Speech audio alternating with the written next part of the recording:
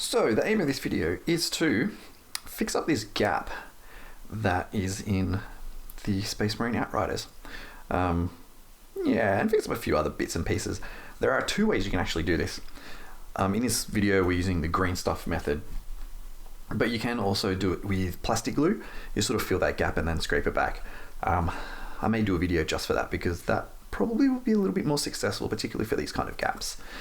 But in this one we're going to do green stuff. So the aim is to fill up this gap and not have anything else. So we're going to fill it up. I'm going to make the green stuff first. Fill it up, pair it all the way back, and then sort of give it a nice little rub so it's all nice and good to go. So tools that you'll need. Well, firstly you need the model that you need to fill. That's fine. You'll need green stuff. Now I'm using greenstuff, World green stuff. Let's bring it up here somewhere. Greenstuff, World green stuff. It's fine. It's green stuff. You can get it from Games Workshop. You can get it from hobby stores. You can also use things like Milliput. Now, you have to be careful with how they're kept because it is epoxy resin and it can go off a little bit. And by off, I mean, for example, that bit here, this is gross bit at the top. I'm not going to be using that. I'll be cutting that off, but we'll get to that in a second. You will also need some tools. So I have a whole bunch of different tools at my disposal. I have some metal shaping tools. So a whole bunch of different kind of things. This will probably be the best one. It has a knife edge on there and also sort of a flattener edge. If we can get that into focus. It's not really focusing very well at the moment, but that's fine. We'll be able to see how they use it. I have two others as well, which are sort of more sharper, very specific type of edges. We also have some silicone shapers. These are really nice. They're sort of, for some reason I can't get it to focus. I put the hand there. They're sort of bendy, made of silicone, so these are actually going to be really good to sort of push it in and sort of flatten it out. And I'll have about 4 different ones of these. So you can buy these from Green Stuff World, online, art shops, hobby shops, things. They're more like art suppliers than hobby suppliers, so I have that. I also have a mold line remover. This is actually really good because we're going to clean up all of this junk first and make it all flat to a certain degree. I also have some other files here. They're going to be useful. Maybe I have an awl with some holes, not really useful for this, but it might be useful if we need to get into like, particularly if we're doing things in like corners and things, we can get in there and really push it in. Also, you will need some water. I've just got a little jar here just of some water because green stuff does stick and it leaves your fingerprints get stuck on it. You're going to need some water. You can use Vaseline and some other things like that, but I just use water. It's pretty straightforward. I also have some paper towel because I'm going to get water everywhere. I already have for some reason. Don't know how that's possible. Also, there are other ways. You can use a plastic bag with some water. So you put the green stuff in there and fold it over and do that. But I'm not going to be doing that. We're not going to be doing anything too fine a detail. So let's get cracking on. So green stuff, it is a 1-to-1 mix of blue and yellow. Mix those, it makes green. That's like basic art. But you want to get rid of some of the junk here. These ones have been sitting around for a while in my studio. I haven't done some green stuff work for a while, so they're all a bit junky. So you do have to take care of them. So what I'm going to do is pull this back a bit. And I'm just going to get rid of this completely. This is completely stuffed. So I'm going to dip my knife in some water. I'll bring that into shot so we can actually see what I'm doing. So just a little bit of water, just so it doesn't stick too much. And, oh, yeah, this is really tough. So I'm going to, normally you wouldn't have to chop a whole bunch off if you had been looking after your supplies, but I haven't been. And I'm sorry if the camera is rocking around. I've got it hooked up to my table today. So we're going to be getting a bit of that. So I'm just going to put that aside for now. And this bit, I'm not using it. This is, you probably could use a little bit of this here, but I'm getting rid of it. I don't really see the point in keeping that part of it because I want to clean this up anyway. And you can see here, it's getting really junky on the side there. So we'll get that out. And I always want to keep your tools somewhat, so you can see this is stuck completely. It's an absolute mess, so I'm just going to chop that up completely. not ideal. So depending, if you've got new stuff or you've kept your supplies in a good way, then you probably won't have to do this, but I am going to get rid of that because that's junk. Okay, so for one, I'm actually going to do 3 of these bikes, get them all fixed up. But what I'll do, so really, you don't need much. You only need a little bit, but I always find it's always better to get a little bit more than what you need. So let's cut off some of that. That's a good amount. And already I'm breaking the first rule. Use water. Keep your hands nice and moist. So that's about half and half. It's a little different. You can do different ratios. Some will cure faster, some will cure harder.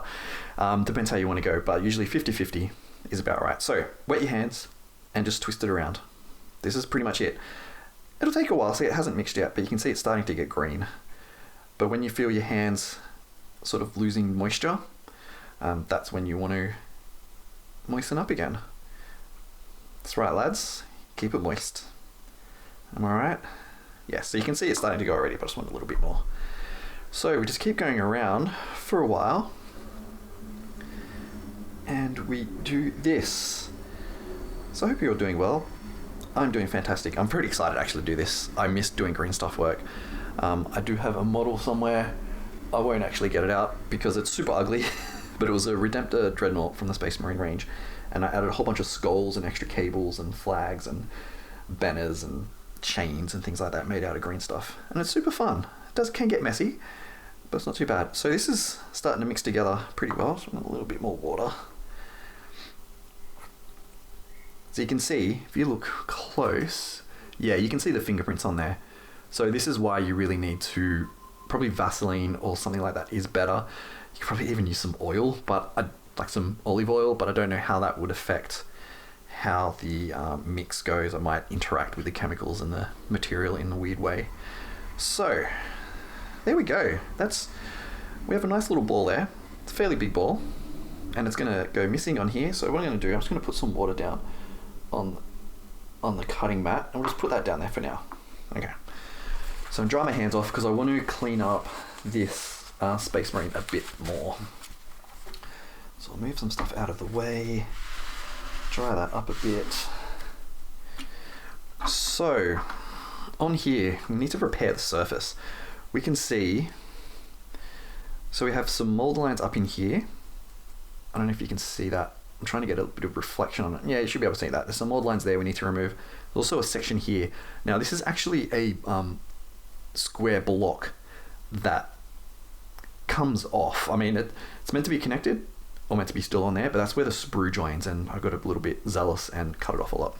So we have mold line remover, we have the knife. So what I'm going to do, I'm actually going to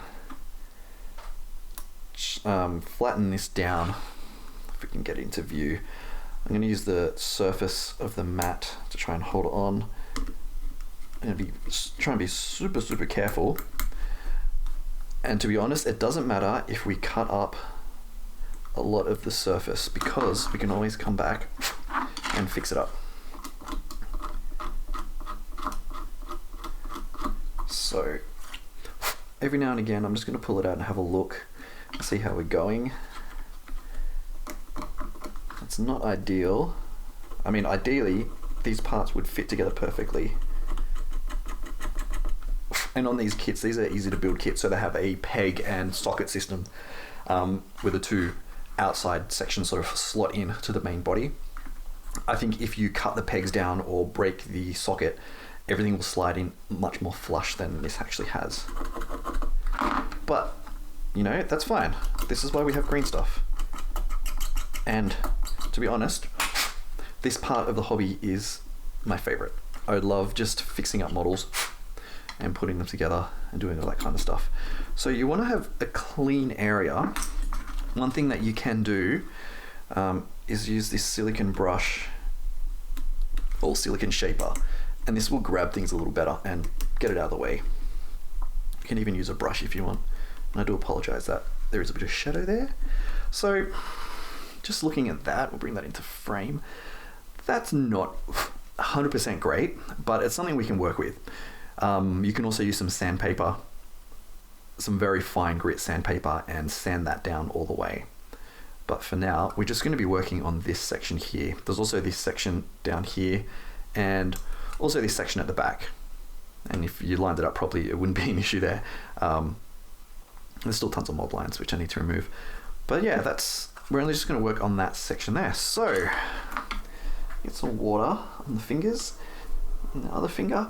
So we need to get a tiny little bit of green stuff. Like seriously, I've cut off way too much here, but I'd rather have too much than not enough. So now I'm just going to put some water down on here, and we're just going to roll it out because we just want to get like a very thin snake.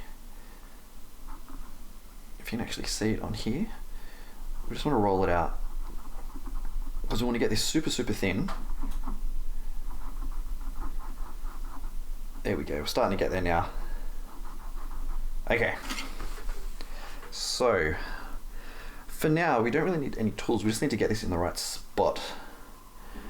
So there's going to be so much extra here that we don't need. So if I can find the knife, I don't even know where my knife's gone. Oh, it's right here. We're just going to chop a bit off, we can always come back and fix it up later. Okay, so we've made a long snake, we've put it on here. Now we need some shapers to push it in. Actually, we need some harder tools, so we need to go for this one. So we're going to use this sharp tool, and what I'll do, I'll bring the camera down a little bit closer so we can see what we're doing. How's that? Just want to get it so it's actually straight. There we go.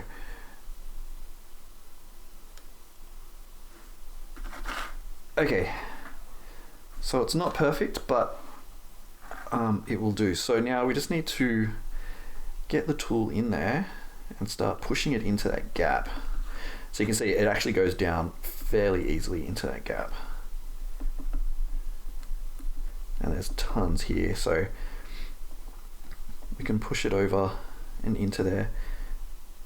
So you can already see it is a bit fiddly. So add a bit of water to it. And we're just going to push it down. At the moment, it's looking very ugly, but that's okay. It's fine. We're not going for anything pretty yet, and it's completely come off. So, but I can see it is starting to go in, and I feel like I should have left this green stuff sit a lot longer than I did. Okay, everything is really sticky at the moment, which is kind of a pain, but I can see it is starting to get into that area, which is what we want.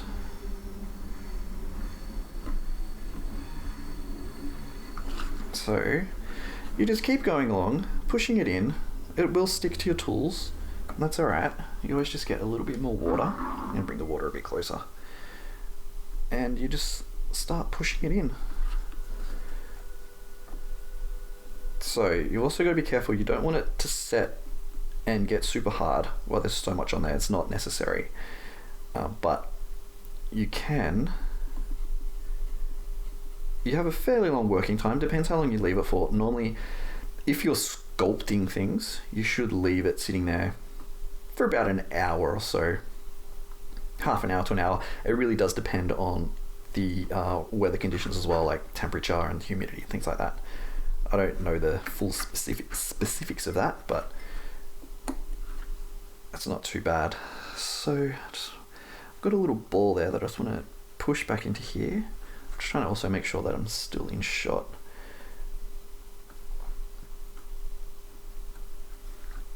Alright, let's try some other tools, see how we go. So I want to use this one actually. It's mostly gone in there. You can even see down the side it's spun out the back, so we're just going to push that a little bit in there. Alright. So for the most part, it's looking good.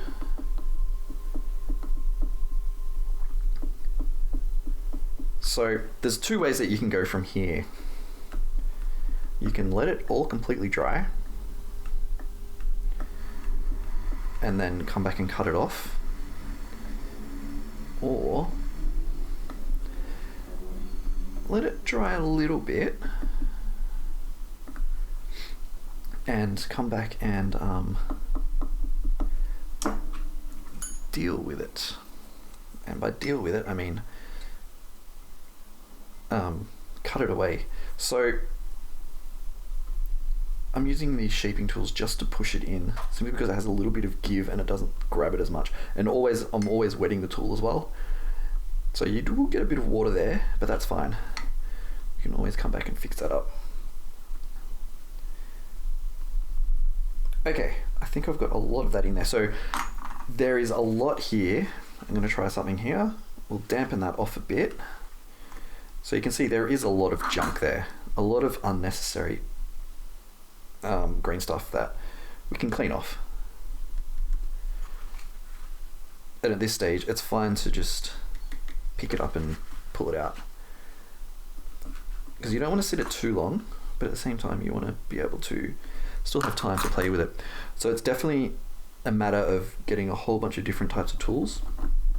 There is a gap here where the shell casings are kicked out from the bowls of guns, so I'm just cleaning that up. Okay, so what I'm going to do, so you can leave that to dry and come back and clean it up, but I think this is a bit too messy. So I'm going to come back and just try and start pushing that down a bit more, just so it gets in there, and we can pull out the rest. What tools can we use for this? I might use this bit of a knife. So I'm going to scrape it off. Hopefully it's still in focus and not in shadow. So you can see there now, it is down in that gap, which is exactly what we wanted. So we can pull that off, put that off to the side, and this is pretty much exactly what we wanted. It is not perfect. We're not at that stage yet, but we have some stuff in there, which is good. So we'll just get rid of the rest of this junk.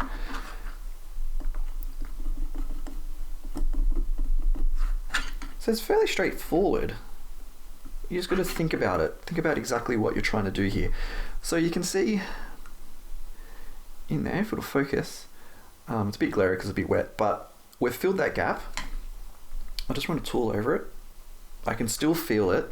So what normally I would do now is just trying to find the right tool for the job.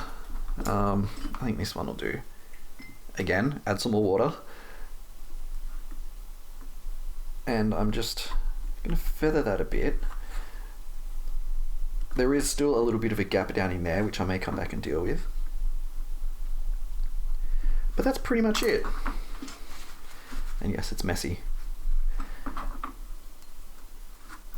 So what we can do here, what we'll do, we'll wait for that one to dry, and then we will come back and have a little look and see what we can do. So when you run a tool over it, you can feel the difference, and that's a really good way to know if you fill the gap. Definitely it's not filled there. This side of the bike is higher than that side, and if you see there, it's barely noticeable. I don't know if you can even see that, but there is a slight, it's like a fraction of a millimeter higher than that side. So this is something that we're not going to be able to fix completely, but we may be able to put some more green stuff on there. But I'm going to let that dry, and then we'll come back. So this has been left to dry for a while. You can see, you probably won't be able to see too well here in this shot, but there is still a bit of a raised area. See if I can get some sound. So you might be able to hear that on both sides. So I'm going to put in some more, which is pretty straightforward. I'm just trying to find the right tool for the job. So it has been sitting here for a while now, so let's put a little bit of water on there. Keep it all lubed up, because you need to do that. Yeah, so the longer you let the green stuff sit there, I guess the more pliable it becomes. It's easier to move around. And I've done some of the other bikes, which I'll show you in a second. But you can see straight away, this is actually moving around far easier than it was before. You do see that it does break a bit, but it's definitely going in the gaps better. It's almost like you can spread it around like a bit of a paste, which is much more conducive to what we're doing. Alright, so I give that a bit of water and then I just come back and scrape it all off. You do get some residue left behind, but you can easily clean that up. And for now, I'm just going to come back the other way and put it back in. And sort of go different sides. You can definitely feel the difference, and you can even from here, you might not be able to see it at the angle straight from above, but from my angle, which is more like sort of looking down from an angle, you can see it go sort of raised a little bit more, and you can see it needs some more water because it's starting to break a bit, but that's fine. So let's pull that off, and I just have a bit of a paper towel and I'm just wiping this excess off. As you can see, there's a lot of excess there, but that's fine. So I also have a shaper silicone shaper just seems to grab it all and ball it all up, which is nice. And a little bit got stuck down in there too, but that's fine. So it's all balled up. Let's go. This is probably not the best way to do it, but you can just dab it, and it does seem to get rid of the liquid. So you can see there is a lot of excess there now. But we can go back through with this knife. I'm using the knife section of this. This tool seems to be the best, where it has the knife and sort of this pushing aspect. And we can pick all that up. But that's fine if it dries on there. We're definitely coming back and cleaning up this with some mold line removers and some knives. So that definitely, there's still a gap there. So we've got a little bit more sitting here. So while I've rolled up a bunch, I've also got some little balls of them. And honestly, you could just put it all in there and just let it sit there and let it dry off, but I'm trying to minimize the amount of work that I do, like the amount of cleanup work that I do at the moment. So you can definitely see, that it's pushed down in there. That's not too bad. So a little bit of water, and let's scrape this up again.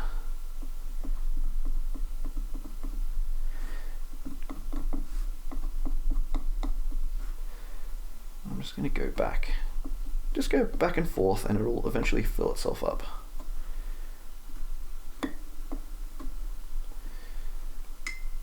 And it is starting to feel a little bit dry, so always just be careful. You'll know when it starts to become a little bit more difficult to manage. And this little bit is starting to be a little bit more dry because I was working on other bikes and this bit has been sitting there, but I think we're almost at a stage where this is going to be okay. So get rid of that. So let's clean this up a bit. A little bit more water, and I'll get one of the shapers just to pick up everything. That's not too bad. You will get little bits here and there, but you know what? If it's at the front, I'm not too fussed because we can just pretend they're like dead bugs and dirt and stuff like that. And I think this is pretty good. It does need a little bit of a cleanup, but that's okay. We can fix that up later. I'm just getting through. And also this tool here has some sharp points. I'm really sorry about the camera. It's shaking around a lot, but it's what we got to work with at the moment. This sharp, you can get into those difficult to reach corners just to pull out a lot of this green stuff. But you know what, we can come back and cut that off later when it's dry. So there we go. That's not too bad. So I'm just going to pick up another one that I worked on. So I just worked on this one a bit more. This one seems to be a little bit better. The gap wasn't as big, and you definitely can't feel it as much. I'm just sort of wetting that just to push that down a bit. So yeah, when the other bike is all dry, this one here, we'll come back and we'll give it a bit of a clean. Alright, these have dried up, and we can see, get that one out of the way, that it has filled that gap quite successfully. It is difficult to tell. It's not, I'll be honest, it's not 100% filled, but it's better than it was.